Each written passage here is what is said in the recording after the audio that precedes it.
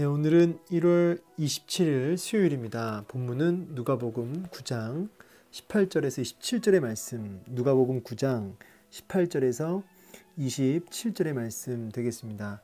제가 18절부터 읽겠습니다.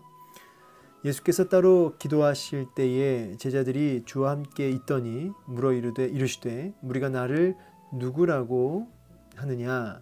대답하여 이르되 세례 요한이라 하고 더러는 엘리야라 더러는 옛 선지자 중에 한 사람이 살아났다 하나이다. 예수께서 이르시되 너희는 나를 누구라 하느냐? 베드로가 대답하여 이르되 하나님의 그리스도시니이다 하니 경고하사 이 말을 아무에게도 이르지 말라 명하시고 이르시되 인자가 많은 고난을 받고 장로들과 대제사장들과 서기관들에게 버림받아 죽임을 당하고 제3일에 살아나야 하리라 하시고 또 무리에게 이르시되 아무든지 나를 따라오려거든 자기를 부인하고 날마다 제 십자가를 지고 나를 따를 것이니라. 누구든지 제 목숨을 구원하고자 하면 잃을 것이요 누구든지 나를 위하여 제 목숨을 잃으면 구원하리라. 사람이 만일 온 천하를 얻고도 자기를 잃든지 빼앗기든지 하면 무엇이 유익하리요? 누구든지 나와 내 말을 부끄러워하면 인자도 자기와 아버지와 거룩한 천사들의 영광으로 올 때에 그 사람을 부끄러워하리라. 내가 참으로 너희에게 이르노니 여기 서 있는 사람 중에 죽기 전에 하나님의 나라를 볼 자들도 있느니라. 아멘. 네, 오늘 이제 예수님께서 오병이어의 놀라운 표적을 보이시고 나서 이제 제자들과 따로 이제 대화하시는 내용이라고 할 수 있습니다. 가이사랴 빌립보 지역인데 이 대화 장소가 다른 복음서에 보면 그게 장소가 나옵니다. 참 중요한 이야기를 이제 하시는 거죠. 참고로 이 가이사랴 빌립보는 굉장히 발달되고 정말 그 당시에 어떤 거의 최첨단이죠. 그 당시에는. 그래서 참 화려한 것들이 분명히 그 당시에 보였을 것입니다. 그러면서 자기를 따라오는 제자들에게 정말 중요한 질문을 하는데 나를 누구라고 하느냐라고 하는 중요한 질문을 하죠. 가장 위대한 질문이다 이렇게 말할 수 있겠죠. 여러분 신앙생활에서 제일 중요한 게 뭐냐면 예수님이 누구시냐라는 그 부분을 명확히 아는 것입니다.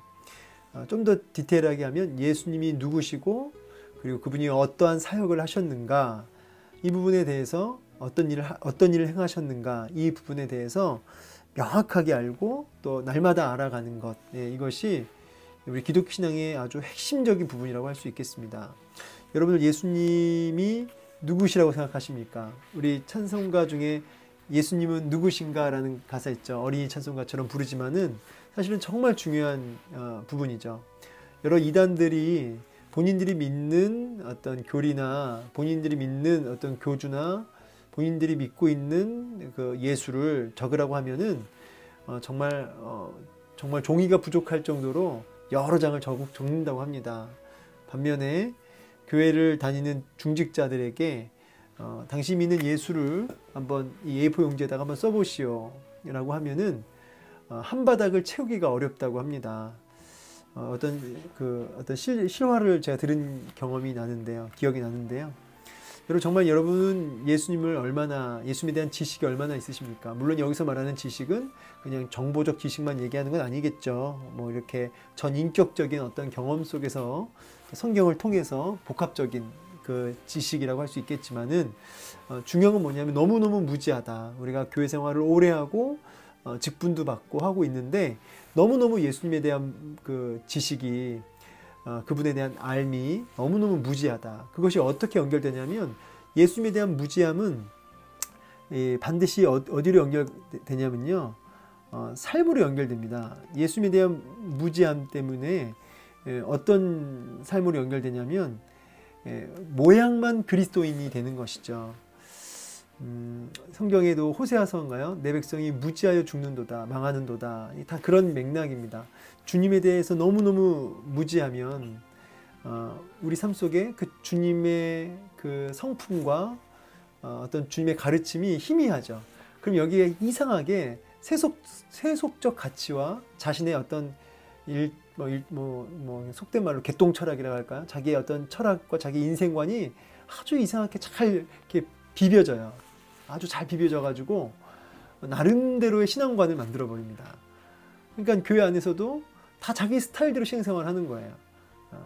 참 이게 진짜 심각한 거죠. 오늘날 교회가 많이 참 민망할 정도로 욕을 먹죠. 방금도 저는 무슨 뉴스를 우연히 봤는데 무슨 어떤 선교회에서 뭐 난리를 쳤다. 아무튼 좀 부끄러운 이야기예요. 댓글 보면 장난이 아닙니다. 참 이게 수치스럽죠. 그런데 전 한편으로는 뭐를 이렇게 질문하게 되냐면 정말 우리가 예수를 아는가? 우리 세상 사람들이 기독교를 많이 욕하잖아요. 근데 저는 그 속에서 세상 사람들이 예수님을 몰라서 저렇다라고 말하면서 동시에 우리도 예수님을 너무나 모르지 않는가, 이런 생각을 하게 됩니다. 무지, 예수님에 대한 무지. 주님은 이 부분에 대해서 너희는 나를 누구라고 하느냐라고 분명히 이제 이 부분을 짚는 겁니다.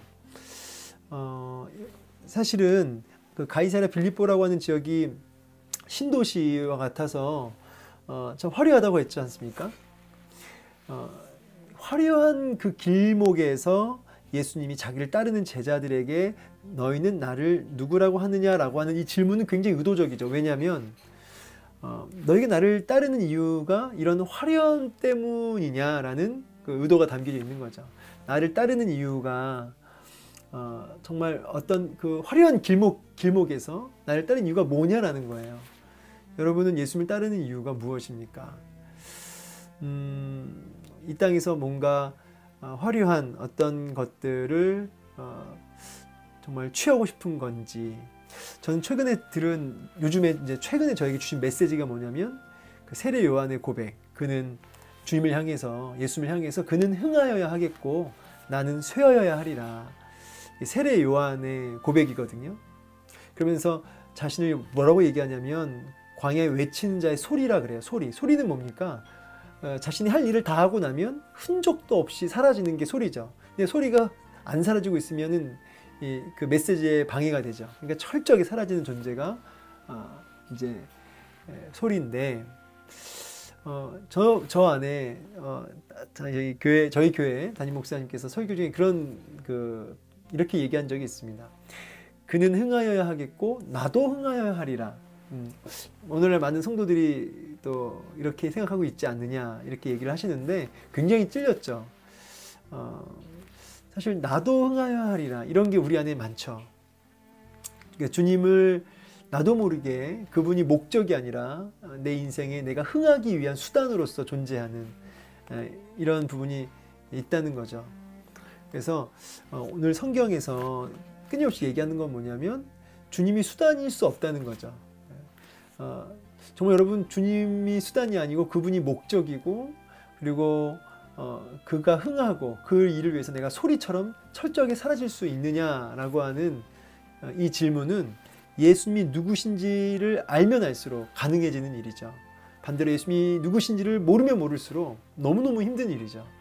저도 목사로서 주님을 쫓아가고 있지만 주님에 대한 너무나 그 무지함 때문에 나도 흥하여야 하리라, 이게 참 저 안에도 늘 꿈틀거리거든요. 이게 늘 주목받고 싶고 이렇게 인정받고 싶은, 이건 뭐 사실 모든 인간의 본성이겠지만 사람들 앞에 이렇게 늘 서야 되는 목회자로서 참 그 부분이 큰 유혹이기도 합니다. 그런데 분명한 한 가지는 뭐냐면 저의 선배들, 믿음의 선배들, 세례 요한을 비롯해서 우리 제자들, 예수님의 제자들 그렇게 안 살았다는 거죠.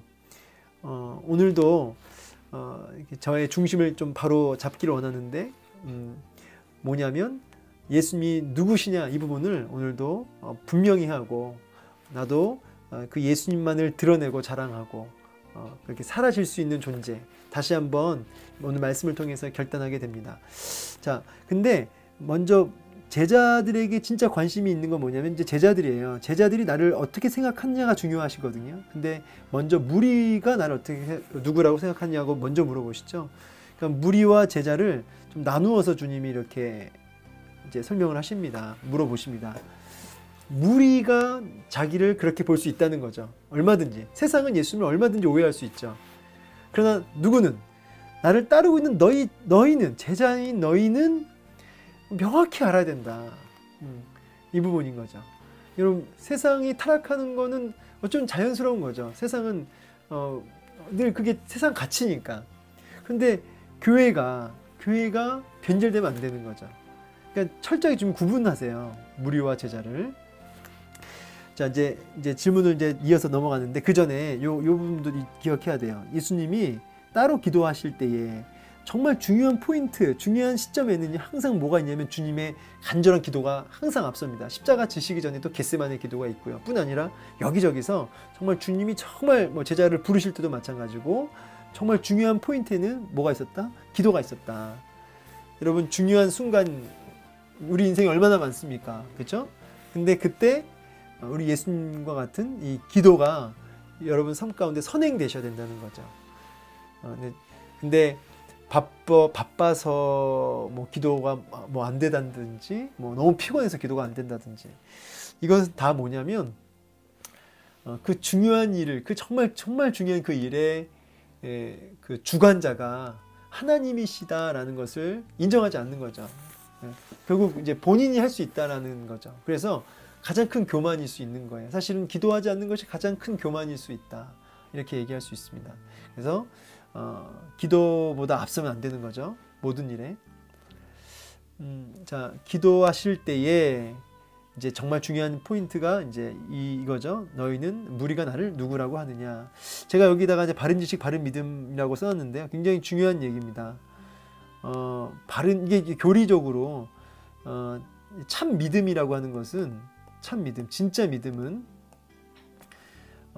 바른 믿음이라고도 하는데, 바른 지식에서 온다 그래요. 이게 다 연결되는 건데, 바른 믿음, 참 믿음은 어디서 온다고요? 바른 지식에서 온다. 그래서 지금 계속 같은 얘기를 반복하고 있습니다. 지금 예수님에 대한 바른 지식. 그래서 여러분, 신천지도 예수님 믿는다 그러고요. 이슬람도 예수님을 믿는다 그래요. 뭐 제가 아는 여러 종교들 만나면 예수님을 이렇게 안다고 그러고 믿는다고 그래요. 근데 그들이 말하는 예수는 우리가 성경에서 말하는 예수가 다르죠. 바른 지식이 아니죠. 성경에서 말하는 바른 지식. 거기서 뭐가 나온다고요? 참 믿음, 바른 믿음이 나온다. 그래서 우리 기독교 개혁주의는 사실은 굉장히 이 지적인 부분을 중요시 여깁니다. 우리 한국인의 정서상 우리는 이 정적인 부분을 굉장히 중요시 여기거든요. 정서, 감정. 그런데 사실은 이 지적인 부분이 굉장히 앞서요. 바른 지식. 그리고 이 바른 지식에서 흘러나오는 바른 감정이라고 해야 될까요? 그냥 나 서러워서나 어떤 환경에 의해서 흐느끼는 거 말고, 내가 불쌍한 거 말고, 바른 지식에 의한 감정, 감화 감동이라고 하는데, 바른 지식에서 흘러나오는 바른 감정, 그리고 그 바른 감정이 바른 의지를 발현하거든요. 그래서 지정의인데, 굳이 순서를 따지면 이제 이렇게 되는 거죠. 자, 그래서 무리가 나를 누구라고 하느냐라고 하는 질문에 이제 얘기를 하는 거죠. 뭐 세례 요한이라고도 하고 엘리야라고도 하고 선지자 중 한 사람이 살아났다, 이렇게 하나이다. 여러 대답들이 나왔다는 거예요. 예수님에 대한 여러 생각들, 자기 나름대로의. 근데 주님은 거기에 대해서 대꾸 안 하세요. 그게 중요하지 않기 때문이죠. 그러면서 진짜 하고 싶은 질문이 뭐냐면, 너희는 나를 누구라고 하느냐. 그래?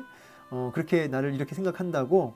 그럼 거기에서 주님이 뭐 여러 얘기 안 하시고 당장 본론, 그럼 너희는 나를 누구라 하느냐. 여러분, 예수님이 누구십니까? 여러분에게 예수님은 누구세요? 여기에 베드로가 이제 대답을 하죠. 하나님의 그리스도시니다. 주는 그리스도시요 살아계신 하나님의 아들이십니다. 우리 다른 복음서에 주는 그리스도시요 살아계신 하나님의 아들이십니다. 100점짜리 대답을 하죠. 그리고 그것이 너에게서 나온 게 아니라 하나님께서 너에게 주신 것이다. 그 대답을 이렇게 말씀하십니다. 하나님의 그리스도다. 그리스도는 기름 부음 받았다는 뜻이잖아요. 그 자체는 기름 부음 받았다. 기름 부음 받은 존재는 왕, 그렇죠? 왕이 이제 구약에 보면 왕이 기름 부음 받죠. 뭐 제사장이 기름 부음 받고, 선지자죠. 선지자 다 기름 부음 받는 존재들이에요. 근데 예수님은 실제로 왕이시기도 하고 참 제사장이시기도 하고 참 선지자시죠. 그래서 기름 부음 받은 자. 예. 예.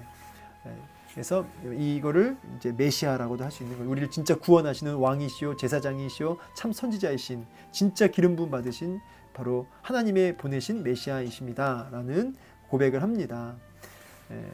어마어마한 고백이죠. 근데 이게 이 베드로가 정말 깨우쳐서 한 말이라기보다는 이제 하나님께서 이때 대답을 주신 거죠. 그 안에 감동을 주시고 깨닫게 하시고, 완벽한 건 아니지만, 그러니까 주님이 이 말을 아무에게도 이르지 말라 명하셔요. 나중에는 이 말을 만천하에 얘기하라고 하시지만 지금은 아무에게도 이르지 말라. 왜 그렇다고요? 왜 말 못하게 했다고요?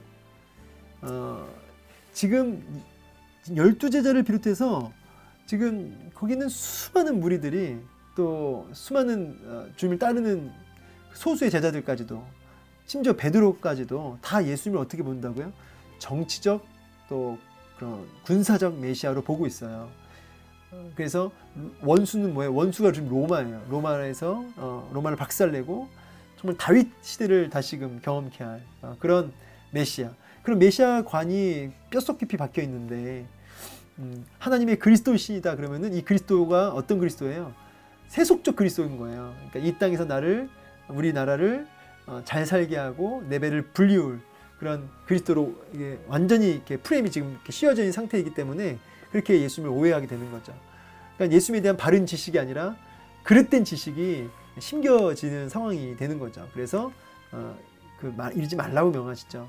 이제 예수님이 부활하시고 죽으시고 부활하시고 이제 승천하시는 그 가운데 진짜 이제 이 바른 메시아관이 열리게 되죠. 제자들이.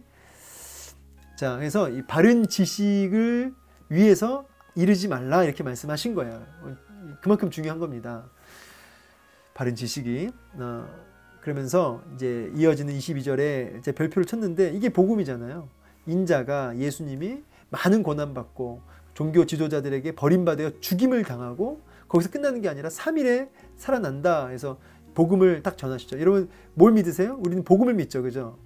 우리 믿음의 내용이 뭐예요? 우리가 믿습니다 할 때 뭘 믿는 거죠? 복음을 믿는 거죠. 그럼 복음이 뭡니까? 라고 물어보면 많은 사람들이 뭐 굿뉴스 이렇게 하고 끝나요. 굿뉴스, 근데 뭐가 좋은 소식이냐 이 말이에요. 복음의 내용이 있잖아요. 내용. 복음의 내용을 딱 핵심 키워드 2개로 한다면 십자가와 부활이죠. 여러분 이거는 명확해야죠. 그죠? 그러니까 이게 무지하면은 복음이 뭐냐고 물어보면은 이렇게 희미하다니까요. 뭐 영광이 뭡니까? 힘이에요. 믿음이 뭡니까? 말을 못한다고요.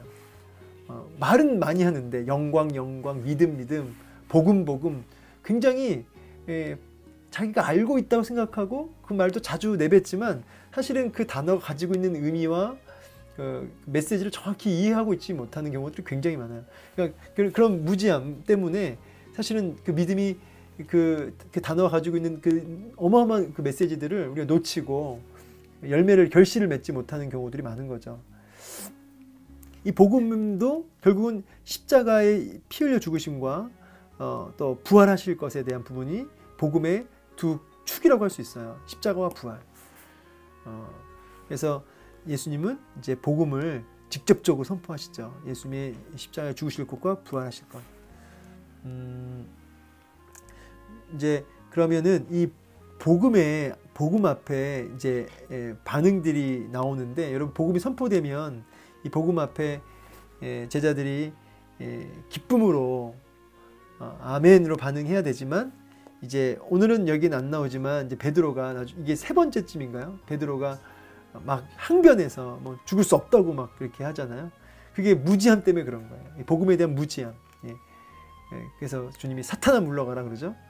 넌 나를 넘어지게 하는 자로다 하면서 분명히 이렇게 100점짜리 대답을 해놓고서 다른 복음서에 보면 어떻게 돼요? 다른 복음서에서는 이렇게 예수님이 복음을 얘기하시니까 못 죽는다고 항변하니까 바로 주님이 책망하시면서 사탄아 물러가라 하셨다고요. 뭐 여기에 대해서는 뭐 천주교 얘기도 좀 할 게 있지만 이제 그 부분은 이제 본문을 넘어서서 다른 복음서랑 같이 봐야 될 이야기니까 천주교 이야기는 여기서 하지 않고, 자 어쨌든 이제 중요한 건 뭐냐면 주님이 중요한 얘기를 하세요. 23절에 이제 이게 제자도라고 하는 건데요. 복음을 선포하시면서 아무든지 나를 따라오려거든. 이제 따라온다는 게 뭐라고요? 제자예요. 제자는 부르시고 내보내시잖아요. 근데 그 사이에 뭐가 있다고요? 따르는 거죠. 따름. 예, 그래서 따라오려거든이 결국은 부르시고 내보냄을 입은 사람의 그 모습이에요. 제자인데 제자로 살려거든 뭐가 있어야 된대요? 첫 번째 자기를 부인하고 그리고 자기 십자가를 지고 나를 따를 것이다. 자기 십자가.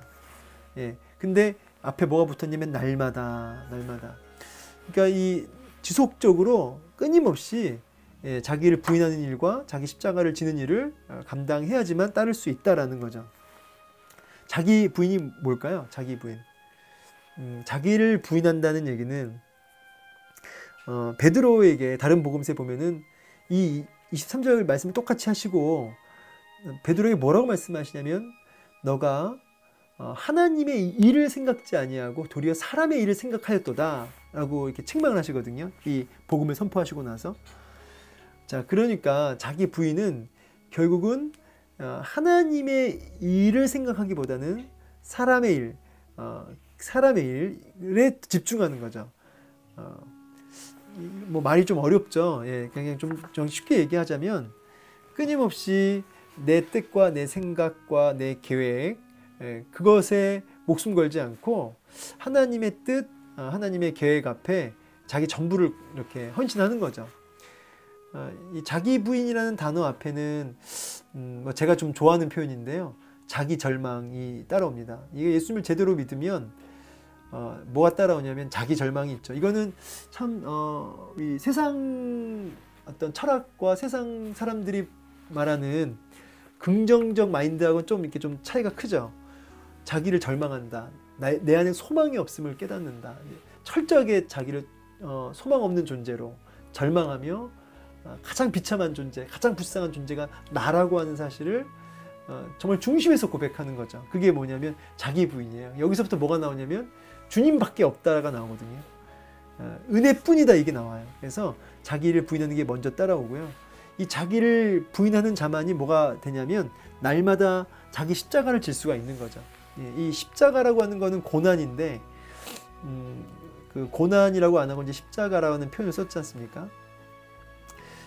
여러분 우리가 이 땅에서 주를 위해서 주님을 위해서 자기를 부인하며 주님을 따라갈 때 따라오는 고난을 가리켜 십자가라고 얘기하는 거예요. 내가 남을 죄송합니다 이렇게 속이고 속된 말로 등쳐먹고 아니면 자기가 합당한 행동을 하지 않았는데 어떻게 돼요? 고난을 받게 돼요. 그에 합당한 처벌을 받게 돼요. 근데 그분이 뭐라고 하냐면 내가 십자가를 지고 있노라. 자기가 부동산 투기를 했는데 그에 합당한 고난을 받고 있어요. 그러면 뭐라고 하냐면 그분이 이게 내 십자가지.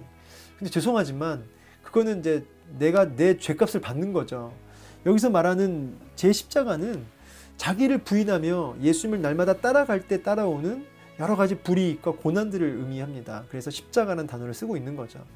그래서 여러분 우리가 주를 위해 살다가 고난 받아야지 이렇게 참 욕먹을 짓 하다가 욕을 먹으면서 내 십자가다 이러면은 참 주님 슬퍼하실 것 같아요.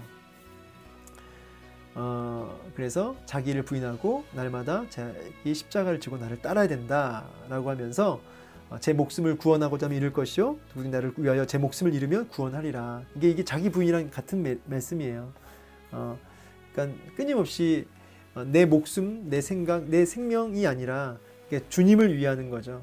이게 자기를 절망하기 때문에 가능한 일이에요. 그에게 뭐가 있다면 구원이 있다는 거죠. 예. 그러니까 여러분 이 구원을 받는 사람은 자기 절망하는 사람이라고 했잖아요. 그러니까 이제 이걸 좀 뒤집으면 내가 착하다고 생각하는 사람만큼 구원받기가 어려운 사람이 없어요. 그러니까 착한 사람, 법 없이 살 사람. 이제 이런 분들은 자기 부인이 참 힘들어요. 예. 왜냐하면 누가 봐도 착하기 때문에 사실 스스로도 그렇게 생각하죠. 그러니까 이 자기 부인이 어렵고요. 그런 분들은 자기를 절망하기 어렵죠. 그러니까는 자기 목숨을 주를 위해 드릴 수가 없어요. 예. 그러니까 구원에서 참 멀죠. 그렇다고 나쁜 사람 되라는 게 아니라 바울도 뭐라고 그래요? 자기를 가리켜서 죄인 중에 괴수라고 하잖아요. 그러니까 자기가 얼마나 비참한 인간임을, 오호라 나는 공고한 사람이로다, 이 사망의 몸에서 누가 나를 건져내랴, 그렇게 탄식하잖아요. 이게 빛이 확 비치면 자기 내면이 확 들여다 보이듯이, 정말 이 빛 대신 주님께 가까이 가면 자기를 부인할 수밖에 없고요.